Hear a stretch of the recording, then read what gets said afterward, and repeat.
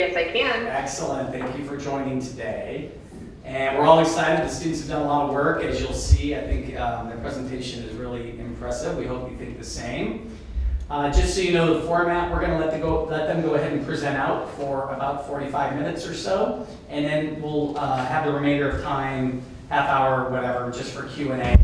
We'll bring them down to the table, so basically the camera will be on the students for the Q&A, and it's really designed not to be overly formal, but really to inspire some conversation.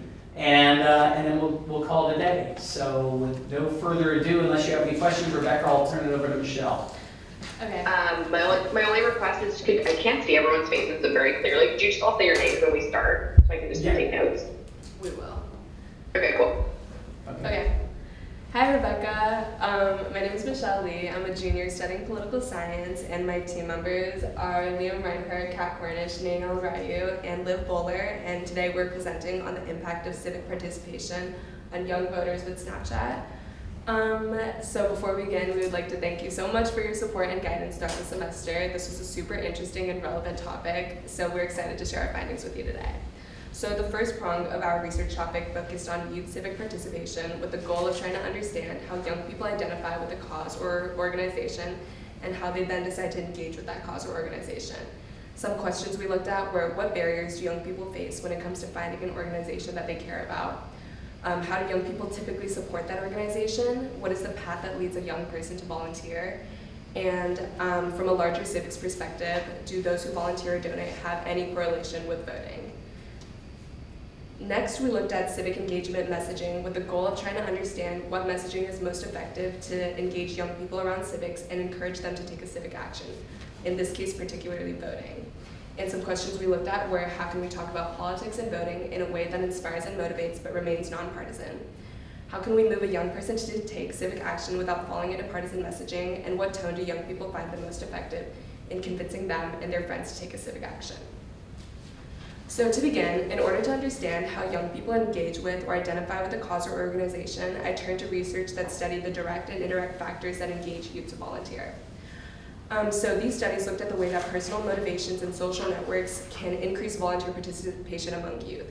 And they found that youth are recruited by a member of one social network to volunteer, and this is the main reason why anyone begins volunteering. In addition, the size of a youth social network and the respect that they will garner from it can have a positive relationship with the time that they'll spend volunteering. And informal social networks includes a youth family or friends. The heterogeneity of a youth social networks also predicts the recruitment of volunteers, and motivation by one's personal values was found to be a significant mediator of the impact of social networks on one's intention to actually start volunteering. And gender was found to be a huge predictor of volunteering, with women more likely to be interested in this line of service than men are. So taking a closer look at gender disparities in volunteer interest, Price Economics found that women are more likely to volunteer than men within every single age and socioeconomic category. And Energize Inc., which is a consultancy firm for nonprofits, actually published a guide to help organizations recruit more male volunteers. And they found that recruiting material at organizations is aimed towards women, and as a result, when men don't see male faces in promotional material or brochures, they may feel that the organization is a female space. And when organizations already have a preponderance of female volunteers, it make men feel a little isolated when they join. So comparing this information with Snapchat's user demographics, which was 70% female in 2013 and is now shrunken to a smaller dominance of female identifying users in 2022 at 54.4%.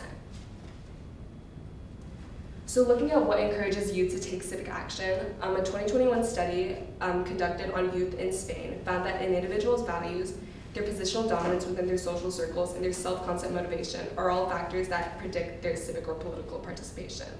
A 2021 study conducted on youth in Macau found that the perceived quality of online information, as well as a youth's political knowledge and their political interests, are all factors that directly influence the online political participation of youth.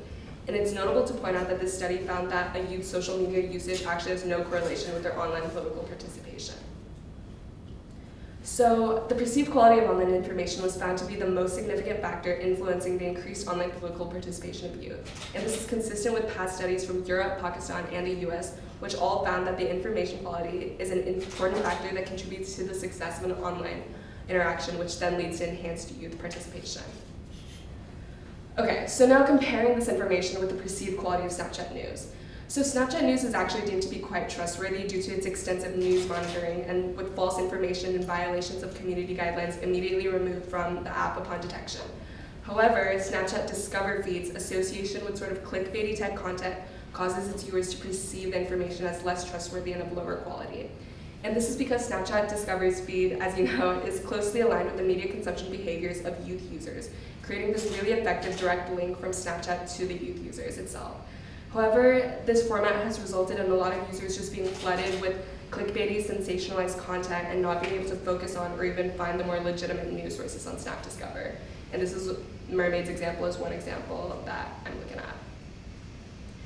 So continuing to look at user feedback regarding Snapchat news quality, all this feedback is from r/cringe purgatory and r/Snapchat. And it just shows how Snapchat users have really been able to pick on how a lot of the content that they're being pushed is sort of clickbaity and often unnecessarily sexualized, as some users state.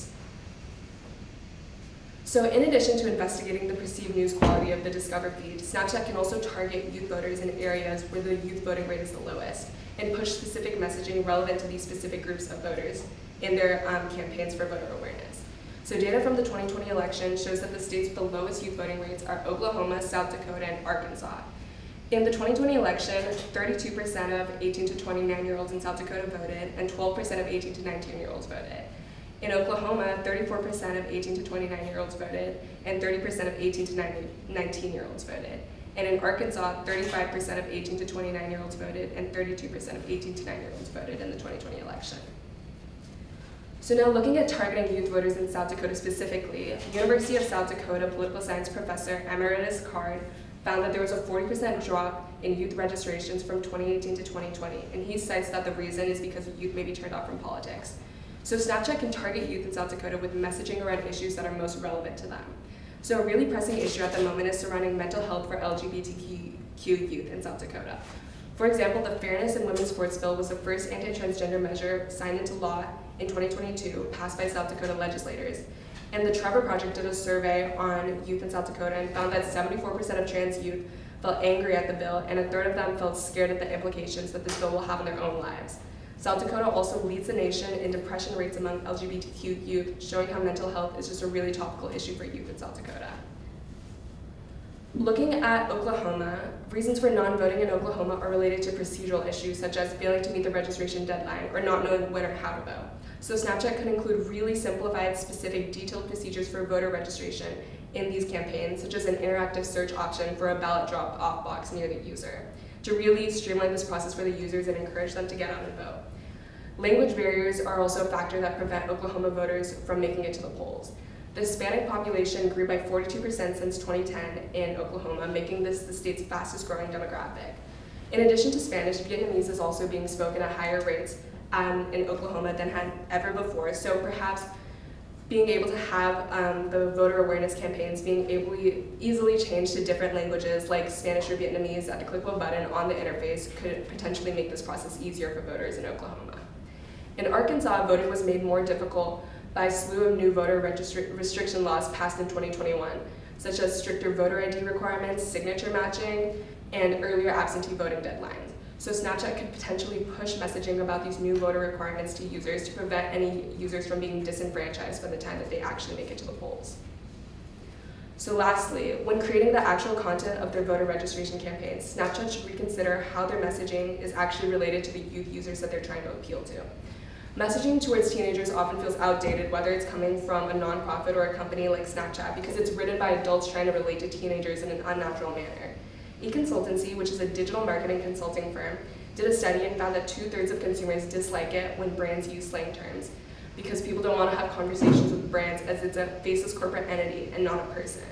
In addition, patriotic colors and symbolism may not be as compelling to youth users. The Foundation for Liberty and American Greatness did a study and found that young people now view the flag less as a symbol to be proud of and more as an example of the faults of the country. So Snapchat could potentially explore some different color schemes, such as AOC's popularized 2018 logo, which used a yellow-purple color scheme. Yellow could potentially represent Snapchat's company color, and purple could represent a bipartisan visual identity. Proponents of AOC's color scheme found that The yellow and purple colors were a rejection of the status quo, which brought to mind youth, and I felt that this review was appropriate for the campaign that Snapchat's hoping to represent. So thank you. I'm going to pass it on to Liam to discuss survey creation and data collection. My name is Liam. I'm a junior at USC studying international relations and the global economy, and I'm going to be talking about our survey creation, our data collection process, and the analysis of that data that we did collect. Just a brief overview. So we split kind of our data collection into two different parts. One is this digital survey, and the other is CAT's focus groups, which we'll be talking about next. This qualifies as a survey in what a lot of scholarship calls mixed mode. So we're attacking the question that we're trying to answer through two different modes. The question that we were specifically testing is looking for correlations between youth's past political involvement, whether that's donating to politically minded organizations or volunteering with them, and is there any predictor of future likeliness to either vote or also volunteer again and donate either professional experience and money. So next slide. What we applied in the digital survey was a method called tailored design, which in the survey creation world essentially means you look at your target audience, which in our case was the USC population, and you really tailor the questions to be super specific to that audience and understanding what kinds of data discrepancies you'll have in that audience and how you need to go about fixing them. So first, we identified that we needed to keep our questions short, multiple choice answers, because a lot of times students are busy. They're just going to want to click through this. The best way to generate data will be to make this as easily takeable, accessible, easily fast click through right away. So that was our first key point when making this digital survey that we wanted to. Our second point here is MECE. So that's making our questions mutually exclusive and collectively exhaustive. Looking over on this side of the screen, you'll see that we have our questions, and they're structured in a really specific way. The first one has a yes-no answer, and our second two have yes-no and another option. So the way we're making this mutually exclusive and collectively exhaustive is we're accounting for international students on campus. This is one of the examples of how we're making this work. International students would probably answer no to these second questions because they're not registered, they're not voting, and that would bias our data to think more young people are not voting or not registered, when in fact that's not the case. So including these opt-out options at the bottom was really important to our survey, an example of how we've made that MECE principle incorporated into there. And then finally, we want to make sure our questions aren't leading or biased in any sort of way. We understand that being on a college campus, there might be just inherent political biases that happen in our target populations, but we want to eliminate that from the survey itself so that we're getting the best data for you and that we analyze it. So moving on, just a quick overview of the distribution strategy. The goal of the survey is to have a lot of different diverse backgrounds and protected categories, but also we want a diverse array of political thought. You'll see in a later graphic why that was a challenge, and we'll pull that up. Second, targeted organizations. So the way that we went about making this survey reflective of the USC population is we targeted student orgs, professional student orgs, but then also Greek life organizations. And that was the way we hoped to kind of balance that out. Moving to incentives, the USC Center for the Political Future very generously offered to help us out with non-monetary incentives attached to the survey. Non-monetary incentives are a great way to motivate people to take surveys. And it ties in really closely to coffee chats that I scheduled with student leaders and members of Greek life organizations. And I sat down with them and tried to get them personally invested in distributing this survey so that they would be in the running for these non-monetary incentives. This is part of the issue with the ending collection process, and I'm just going to talk about this really briefly. One thing we found is that we got a lot more responses from student organizations than Greek life organizations, and likely because our incentive structure made a lot more sense for student organizations. They're low on resources, so anything really helps, and relative comparatively to like their budgets, any sort of non-monetary incentive is much bigger to them, whereas Greek life organizations have pretty big budgets on their own. So that is one of the reasons we identified for possibly reading why we got less responses from Greek life organizations. And then finally, moving into the goal and reflection of the survey, we're going to look at some of the data analysis, key insights, and we're going to go to the next slide here to check that out. Really briefly, I'm not going to break down the whole categorical process that I used for averaging things out. That's going to be more in the research paper. There's a pretty lengthy section about how I went about averaging different numbers and changing categorical data to numerical data. But really quick, just reaffirming Michelle's research here, you see that women are significantly more likely to have volunteered and donated money in the past. And Michelle's research confirms this. This just backs it up. There's a pretty significant margin there. You'll see this 0.47, this 0.58, it's 11% higher. Just something to note. The rest of this, if you're interested in the protected category data, it's all there with listed numerical averages from 0 to 1. Again, the research paper talks more about that methodology. I'm not going to go over it right now. But some really big key takeaways. And as you remember from those first 3 questions, testing the correlation between previous involvement and future predicted involvement, we saw a 28% increase, or 28% of youth who had previously been involved politically, they were 20% more likely to vote in state and local elections, which is a huge, huge number. And they were 21% more likely to identify either donating money or volunteering time with NGOs, which was huge as well. Also 5% more likely to vote in national elections. As we go to this next slide here, that number is a little bit wonky, and I'm going to talk about it really quick. We realized at the end of this that the only times that people have voted in national elections at this point is 2020. And that was kind of abnormally high turnout, or so we think. So this initial number, why you see a pretty big discrepancy in state and local elections, and we just had a midterm season, so that kind of makes sense that we would see difference there. This is from the 2020 election, these blue bars. So people who have and have not volunteered or donated in the past are about equal, and that might not be the same case if you were to rerun this experiment in 4 years' time. But here you see huge discrepancy, right? Much more likely to vote in state and local elections. On the side here, I know these circles are a little bit difficult to tell the difference, but this is essentially this no circle. Sorry, I'll stay in the frame. This no circle, this blue no circle is having not previously participated, how likely you are to donate money or volunteer time. And this yellow circle is how likely you are to do those things if you have previously done this. You see these numbers, this 0.5 versus this 0.28. So again, huge discrepancy here. Much, much more likely to take more engaging actions if you have had previous engagement. So going to the next slide, just some other things. This was talking about the political bias. So 1 being very conservative, 5 being very liberal. This is our survey group. You can see that it's really heavily liberally biased. Probably just because we're at a higher ed institution, numbers it's a pretty drastic liberal bias. Something to keep in mind, this might also just be more reflective of young people. But moving on, another graphic, and this is one confirming a lot of our other team members' research as well.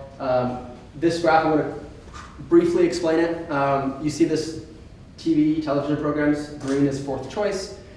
Almost all of our respondents identify TV as being their last choice for how they get news and information, and the huge majority identify social media and news websites like CNN and New York Times as being their number 1 source of information. So that's kind of a trend that we see some scholarship talking about, but this just really confirms that, especially with our target demographic. People are not really getting information from TV. It's much more biased towards social media.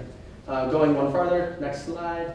How likely you are to take certain actions. Again, remember that from our yes group who have previously done this number is 21% higher than our no group. So that's a huge, you can kind of see the breakdown. Most people are likely to just do social media engagement and other, which is how I group those 2 things, / none. So if you wanted to expand on that, look maybe for advertisers who are looking to find ways to drive engagement, there's a huge correlation between if you have had previous involvement and if you're willing to donate time or money.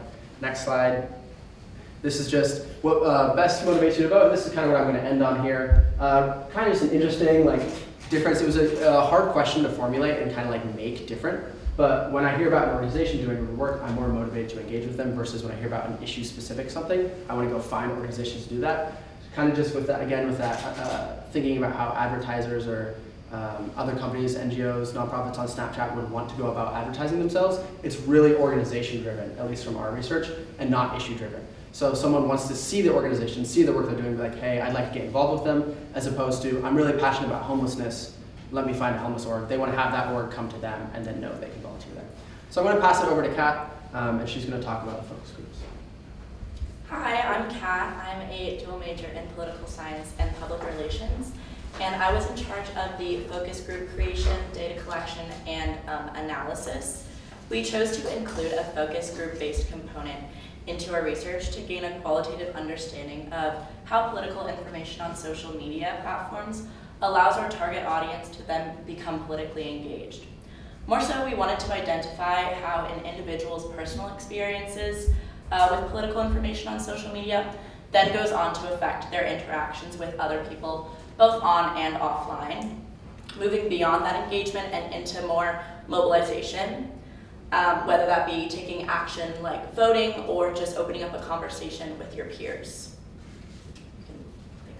Like the survey component, I wanted to ensure that the focus group was as representative of our target audience as possible.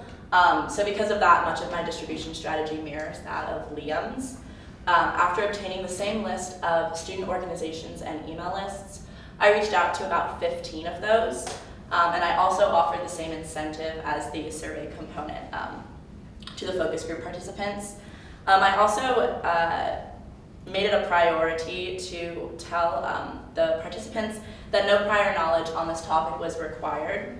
And I also wanted to emphasize that the focus group was not going to take a lot of time. It was going to be at least under 30 minutes, that I worded my questions specifically and as efficiently as possible. And I also conducted the focus group via Zoom so as to make it as accessible as possible for all participants.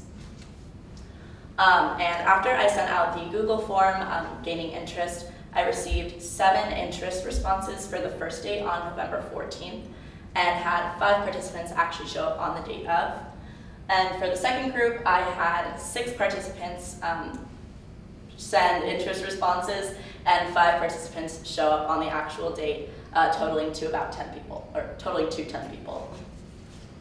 And I briefly wanted to go over the framework of my focus group questions. They were based off of a literature review that I conducted regarding e-participation in the digital age. So I divided it into 2 different groups. The first group analyzed participants' relationships with social media and the political information that they interact with personally. So questions 1 through 4 sought to confirm 2 key ideas. First, that individuals were properly informed on these social media platforms, and secondly, that they had a sufficient channel to discuss this information. The second set of questions explored interpersonal relationships based off of individuals' personal experiences. So questions 5 through 7 focused on the social and self-expressive behavior that occurs outside of the immediate effects of being politically engaged. So after conducting the 2 focus groups, I compiled 3 major takeaways. The first is relatively obvious, and it echoes the research that both Michelle and Liam has already presented. Our target audience's news intake habits are clear up here. 8 out of 10 participants said that social media was their main source of information. Each listed various preferred apps, with TikTok being number 1, but it was closely followed by Snapchat as a second. The second key takeaway focused on the question regarding social media platform efforts to remain nonpartisan. Very few respondents answered yes when asked if they feel drawn to a specific app because of its nonpartisanship efforts. Rather, almost all participants reframed the question in their responses to point to the larger concern of misinformation. It was clear that they valued fact-checked information over anything. One participant even pointed to the highly politicized issue of abortion, saying that both sides have merit.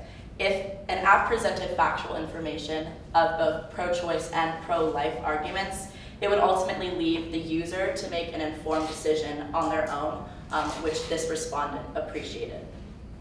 While we know that Snapchat already promotes fact-checked information on all of their promoted news, it would certainly be in your benefit to almost overemphasize this point, given the high demand for it by your users. And the third and final takeaway stems from the second set of questions. When asked how participants engage with others based off of their personal experiences on social media, all participants responded that they refrain from creating a public display of their opinions. Instead, everyone said that they chose to open a discussion privately with others, both in person and via private messages.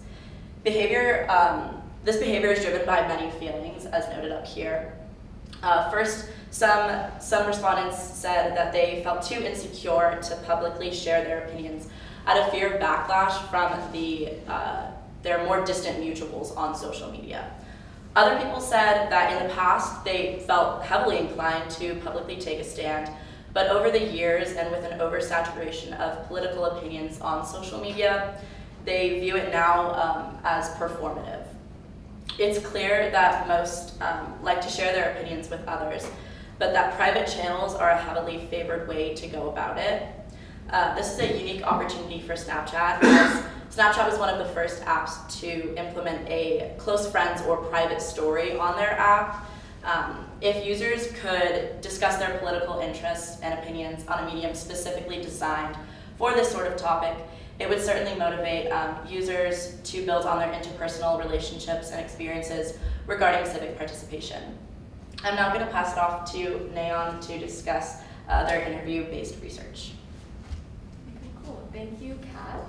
So my name is Unruh. I'm a junior majoring in political science on the pre-law track, and Liv and I were responsible for organizing and conducting the interviews with the industry leaders, with the intention of understanding the impact of social media on voter engagement, as well as gauging, next slide, sorry, as well as gauging what messaging tactics effectively encourage youth civic engagement. And then we wanted to apply that knowledge to how Snapchat could improve their marketing strategies. So with these goals in mind, these are just some of the interview questions that we asked our respondents in order to meet our goal. So who we interviewed Teddy Landis and Aviva Rossman.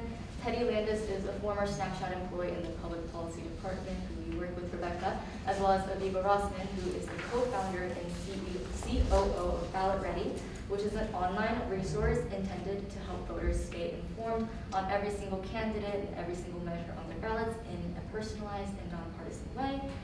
It includes a voter registration for how to vote by mail, as well as early voting, as well as a guide for people wanting to run for office. So it's really a resource intended for everybody, which Ballot Ready likes to emphasize. So some of the findings that we found most valuable from our interviews are the ways in which Snapchat and other social media platforms can use their platform to encourage youth civic participation. And so they categorized it into two categories, which is relational organizing and then content machine. So relational organizing is reaching out to someone one-on-one and telling them to go vote. So if a family or a friend personally endorses a candidate, you are more likely to research that candidate and possibly support them, possibly not support them.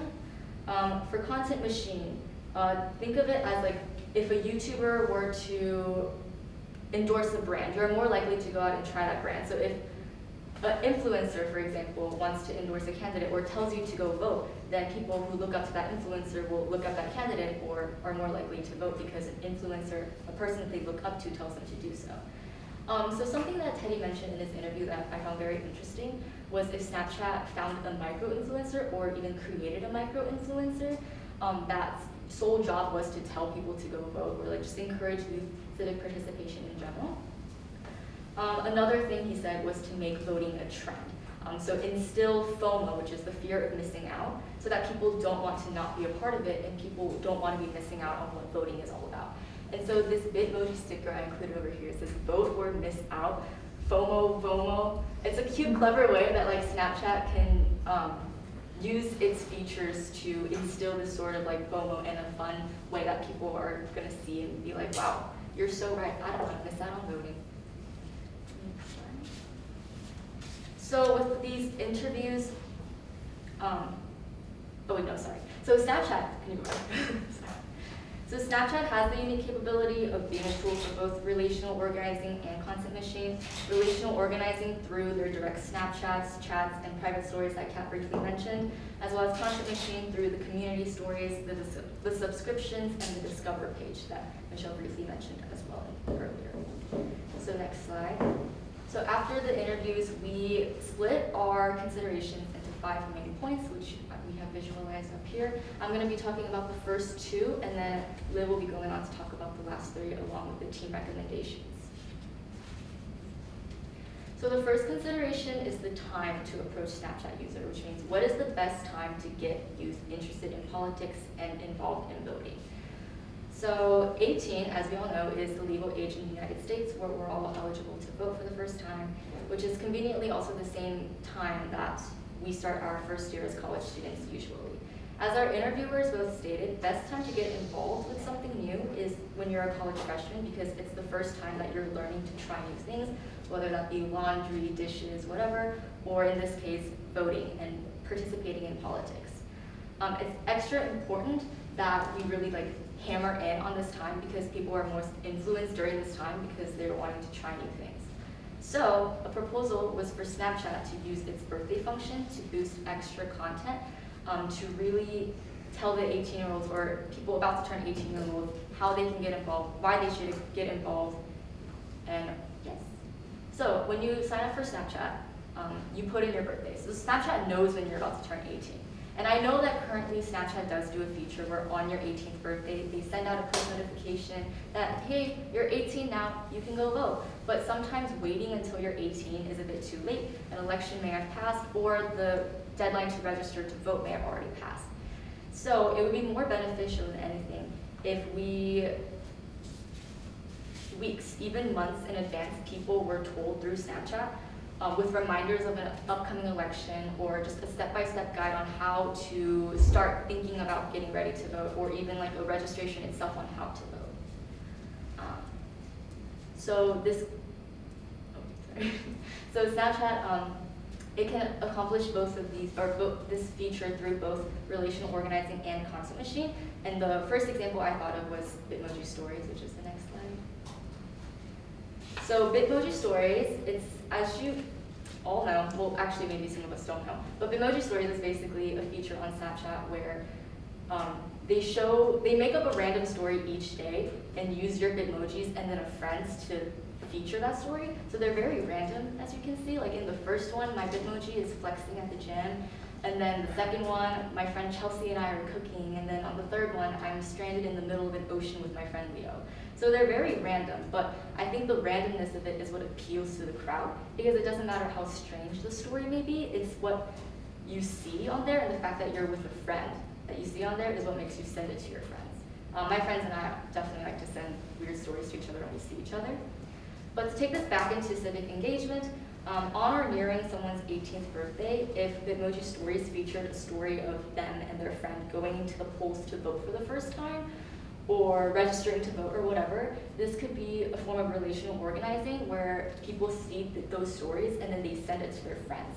And then that indirectly makes you wonder, like, oh, our Bitmojis are voting, so why don't we go vote too? Or like, wow, look how much fun they're having voting. We can have that much fun too. It's a very silly thing, but I think the silliness, again, is what makes people want to send it to their friends and then get the word out and spread it out. So for the next slide. So as you can see, Bitmoji Stories has done stories about midterm elections, like the most recent one on October 3rd, but I found that none of these stories were really inspiring nor informative. If anything, people probably just saw these stories, just clicked through it just to click through it, and then they moved on. They didn't actually send it to their friends and then do the relational organizing thing that is most effective in like, getting the word out. So 2 reasons why I found it to be not that effective was because, one, it's very general. As you can see on the third photo, the poll is telling you should always check your status to make sure that you're registered, but there's no real substantial information on how to check if you're actually a registered user or if you're even registered to begin with. So it's just like a blanket sort of pretty graphic that doesn't actually provide any substantial information. I also found that this was kind of mundane. Compared to the other 3 stories that I showed, they're very random, they're very fun. When you see it, you're like, okay, that's kind of strange, but when you see this, it's just like, oh, cool, thank you. So a huge reason why people share Bitmoji Stories, like I said, is because it's so random and silly, but nothing about this is really random or silly that makes people want to send it to their friends. So currently what they are doing with Snapchat is a good stepping stone, but Snapchat should maintain the randomness and the silliness of Bitmoji Stories while still being informative in order to maximize the effectiveness of what Snapchat is capable of. Next slide. So the second consideration is the location of the user. As Michelle said, there are clear disparities between states that have a higher youth voter turnout versus states that have a lower youth voter turnout, such as South Dakota, Arkansas, and Oklahoma. And this aligns with what Teddy told us in our interview about how there are regions that pay attention to politics versus regions that don't. But this also reveals in different states or different areas that motivate them to become civically engaged, which then motivate them to become involved in vote. So again, to credit Michelle, she noted that South Dakota cares a lot about LGBTQ issues. So Snapchat users in South Dakota may be more likely to click on news stories about measures on ballots that are affecting LGBTQ views. This also reveals the disparity in the voter turnout in states with greater accessibility to voting processes versus lower accessibility. Many people would benefit from having resources that meet their needs, such as overcoming language barriers. Again, as Michelle noted, in Oklahoma, there's a higher population of people who speak Spanish and Vietnamese. So if there were information provided in both languages, then a greater population of people would be able to, more information would be provided to a greater population of people in a way that is more digestible. And about the language barriers, Liv will go more into detail about that in her section. But moving on to my small proposal about this is that similar to consideration number 1 of the birthday push, Snapchat could also push more specific content to users in specific regions to meet their specific needs and also the general relevance of what is relevant in that area. Whether that be providing voter guides in multiple languages or again, specific pushes of news stories about specific topics that users in that location would care more about. So now Liv will continue with the next group. Hello Rebecca, my name is Liv. I'm a communication major also studying political organizing in digital age, and I focused on the last 3 considerations that we came up with based off the interviews that we did with Teddy and Naviva. So the things that I will be talking about, like the background of the user, bipartisanship themes, as well as reaching out to Gen Z. Like, can I interrupt? Look. Yes? Yeah. Can she not hear her? Oh, I was gonna say, yeah, could you switch to the other side of the room? Just because she can't hear you. Like this side? Yeah, so I think maybe it was closer, yeah. Is that better? Yeah, thank you. Okay. I heard you okay, I just, for some reason, I think the wall echoing behind. Thank you. Got it, no problem, no problem. Okay, so to start off, we have the background of the user. So as Nayeon was mentioning before, language is a very big barrier in terms of reaching out to as many people as we possibly can, in terms of getting them to register to vote. And one of the things I think beyond sort of just switching the language in general is really educating people on what the most common, what the words in the most common language used mean. So for example, like, what is a proposition? Like, what is the role of the Attorney General? How do I navigate things like early voting and same-day voting, and how does that sort of pertain to like voting as a whole, and sort of really understanding the vocabulary that is used, because frankly, like, there is a difference between like registering to vote and then when you get to the polls, like, what does the ballot look like? What are the things asked? And can you really understand like what you're being asked when it's time that you're asked? And by the time that you get there, like, there's not a lot of time to sort of figure out what that means. So I think in terms of getting people more prepared once they get there is some of the things that Snapchat can now employ. So I am approaching this because current research has showed that, and some of the interviews that we have spoken with have repeatedly said that one of the things that we need to work on in terms of getting people to vote is making it as easy as possible, making it a trend. And while some of the people who are currently voting see it as very easy or somewhat easy, like, we have to keep in mind that the people who are already currently voting are only about 60% of the population. So in terms of getting into that other 40%, like, how can we reach out to them? And some of the barriers that they have voiced that is sort of the limitation in terms of why they wouldn't is because I think it's pretty complicated. And I think one of the ways that we can uncomplicate it is if Snapchat also not only worked with language barriers, but also talked about, hey, like, once you get to the ballot, this is what you'll see, and like, this is what it means. Yeah, so we can go on to the next one. So next is bipartisanship theme. So Snapchat already does a pretty good job of making sure that you're using nonpartisan language, but one of the things that I discovered based off my research and based off sources like Newsweek and Pew Research Center, we have seen that sort of using the traditional patriotic norm of like red, white, and blue to encourage people to like become more engaged in sort of their civic role as like an American citizen is becoming less popular when you're looking at it with a sense of traditional patriotism. Youth today has sort of pulled away from that sort of what America has looked like in the past, and I think this is Snapchat's really great opportunity to sort of redefine what that looks like.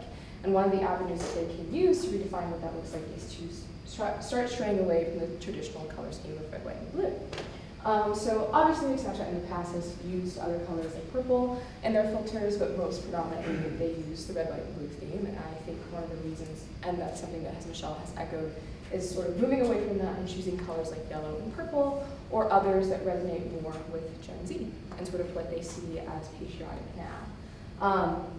So as Newsweek has said, like polling shows that there's a age-restricted gap between older and younger Americans, and it is this like partisan language that has turned people away. It is what makes them think that the language is used in general, like maybe like not to be trustworthy. It means that like people see it as like a more dramatic thing than just something that like everybody should just participate in because it's their civic duty. So to continue on. So again, Gallup has also shown that like in between the ages of 18 to 34, so some of the people that are more predominantly on Snapchat compared to the people who are older are starting to find less pride in becoming an American or being an American, and something that they relate to that pride is that red, white, blue scale. So in terms of ages 18 to 34, like we have more that are becoming less and less engaged with the traditional view of being patriotic. And while it's still very popular in 55 plus, like that is not the main audience that we're looking to serve here. And I think we want to serve the ages 18 to 34 and people younger than that, like it will be more beneficial for us to sort of move on. All right, so to move to my last consideration is reaching Gen Z. So how can we possibly sort of connect with people on like a more like normal level, like in the sense of Michelle was talking about, like how can we more easily communicate with people? How can we get Gen Z engaged? And one of the things that I found is what Gen Z finds like engaging or humorous is ironic humor, post-ironic humor, and sarcasm. So I think this idea that Snapchat, or the idea that Gen Z has sort of made like a lot of jokes out of a lot of like trauma that the generation has gone through together is like very much resonated with the fact that we now use sarcasm as one of sort of the leading ways in which we interact with one another, or that we make light of like serious situations. And I think in using Snapchat, in using sarcasm or post-ironic humor, like phrases or filters on Snapchat, it will be very easy for youth to then relate sort of voting as like a serious topic that we can sort of dub as like a fun thing and encourage more conversation about it. So as shown by like the student news source is that Gen Z's affinity for sarcasm also manifests itself in dark humor or black comedy, so just using it as like a coping mechanism for like target circumstances and just making sure that you sort of see the seriousness of what voting means and how that means you can civically participate, but also sort of like the fun of it all and how we can sort of relate to it on the same level as Gen Z. So to summarize some of our team recommendations, I will start with Michelle, and I will do it in the order that everybody presented, so it's sort of easy to follow. As Michelle said in the beginning, targeting South Dakota, Oklahoma, and Arkansas, or just states that have a lower voter turnout in general, would be a really good way for Snapchat to sort of engage people who have yet to register to vote or yet to volunteer in their areas to do so. Using the new color schemes, as both Michelle and I mentioned, just to sort of engage more on a deeper level and move away sort of from the traditional view of patriotism. Next is to push users to get more involved in NGOs, as Liam was saying, that basically like sort of when you put people on the path to participate in the NGOs around their area, they will then sort of already be on the pipeline to become more politically engaged. And then next, some of the things that Kat came up with was making sure that like, as Snapchat already does, like promoting their fact check information and emphasizing sort of the reliability of that information, like making sure that you're honing in on that, because that's one of the things that like Snapchat does best, and making sure that people can look at that source as a more reliable source of information if we're already moving towards social media being one of the number one sources of information for youth, like is something that will set Snapchat apart, and something that I think would be very beneficial in terms of encouraging like more user participation. And then next, providing channels and encouraging users to interact with one another, whether or not that's like in a public or private manner, and just making sure that people feel like people can feel free to talk about whatever that they see, and to just encourage conversations surrounding politics on Snapchat as a whole. Next, some of the things that Nayeon came up with was making sure that utilizing Snapchat as a tool for relational organizing, as a content machine, so really using the Bitmoji stories that are already popular to sort of push people in the direction of like engaging civically or volunteering organizations in the area, and then also making sure that you're gearing specific content to users individually based on their birth date and location. So while you all already do that, just making sure that like people are constantly aware of like what is approaching and sort of surrounding that time and surrounding that area of college level people ready and willing to like get engaged when they can as soon as possible. And then next, some of the things I came up with just to make sure that like, in order to sort of alleviate that difference in whether or not people can become engaged because they don't understand what the words mean or understand like what the ballot will look like. Maybe fun to do like a voter terminology trivia filter, so like click through the trivia questions, see how many you got right, see how many you got wrong, and then go about like sending people to Snapchat.com for more of a glossary on user terms or voter use terms and sort of figuring out, here's the gap in what you do and you don't know. Let's sort of correct how well you think you're adept at voting, and to make sure that like it's kind of a fun way to like correct people and to sort of see how engaged they could possibly be and how much knowledge they really do have. And then last but certainly not least, we have implementing sarcasm and irony-induced slogans via filters or notifications. For example, like imagine complaining about the state of America and this week through election day. Or I love how everyone is so quick to get drunk on the 4th of July but hasn't registered to vote yet. So sort of using that like irony and like sarcastic humor that Gen Z sort of knows and loves, and to make it more